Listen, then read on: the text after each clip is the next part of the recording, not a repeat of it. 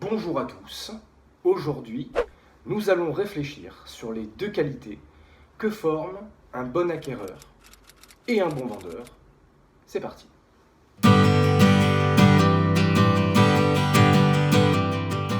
De l'audace et de la réactivité, les deux maîtres mots que vous allez devoir mettre en œuvre si vous êtes un acquéreur. Vous allez devoir donc avoir de l'audace, puisque quand on a un projet comme l'acquisition d'un bien immobilier, il faut pour cela se lancer dans ce domaine qui paraît assez vaste, complexe, et donc vous allez devoir forcément vous jeter à l'eau. Vous jeter à l'eau une seconde fois au moment du processus de décision, puisqu'il vous faudra bien souvent proposer un prix plus faible que ce que le vendeur ne souhaite. Mais aussi de la réactivité, car quand on a fait une analyse du marché satisfaisante, on va tout de suite pouvoir repérer les biens qui vont être intéressants.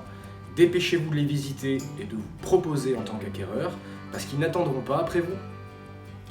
Un bon vendeur, quant à lui, deux autres qualités qui vont s'opposer à celles de l'acquéreur, évidemment, patience et sagesse. Avoir du temps dans son processus de mise en vente, c'est quelque chose qui ne fait aucun doute.